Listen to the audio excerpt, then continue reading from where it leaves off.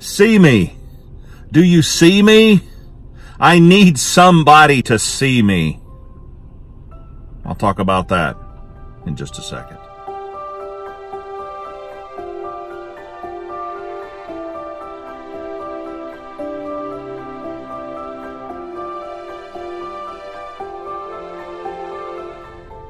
Did you know that sometimes people who need the most love ask for it in the most unloving ways?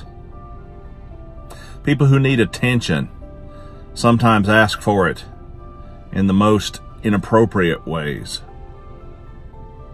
I see it all the time with students that I teach. They do something and you're like, what on earth are you thinking? And sometimes when you get to the root of why they did what they did, it breaks your heart. It makes you go, oh goodness, I didn't know this was going on behind the scenes. Because a lot of times they just tell you, hey, this happened in my home, or this person is addicted to a particular substance. Now they don't put it that way, of course, but they let you know immediately what's going on in their lives. Now I would never advocate allowing people to walk all over you, or to let people get away with bad behavior. That's not what I'm saying. There's a point where you have to go, you know what, my circumstances may be bad, but it ends with me.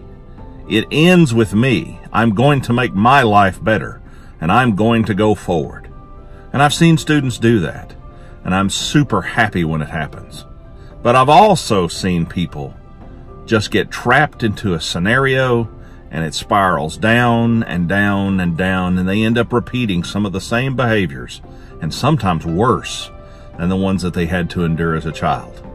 I've taught long enough to see people go to school and end up in jail. And I've gotten messages from people who you thought would never have survived the tough times they survived, that are now successful and happy and married and filled with joy. You know what it comes down to? It comes down to the individual making decisions. It's our own responsibility. We have to take that responsibility for our own actions. But when they're little, or when they're younger and they're having a hard time struggling, sometimes those acting out behaviors is simply a cry to be seen. They just want to be acknowledged and talked to and shown a little respect and love. And it's very important that adults that understand this process try to be there for them and give them that type of attention that they need. We don't let them get away with things, but we give them some kind of positive thing to hope for. And you know, being a teacher is difficult, but it's been a great calling, and it's been a good way to spend a life. And I like to think that a lot of us as a collective group of people in our school have made a difference for a lot of kids. Sometimes our help goes unrewarded. Sometimes we just do what we can do and kids still continue to grow up and make bad decisions. But then we have others that walk through that door into success to where they are good citizens. You know, I just want the world to know that there are a lot of people that are trying their very best to help those broken individuals that are throughout our communities and schools all over this great nation. We're all broken people, and we all need to be seen.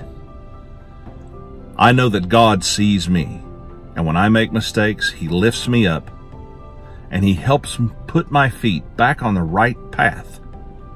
It's my duty to try to do the same where I can for the people that I encounter in life, whether they be kids or grown adults that just need a little bit of help along the way. Be there for somebody. It's what Jesus does for us, and it's what we ought to do for others. Have a great day. Be kind to each other. See you next time.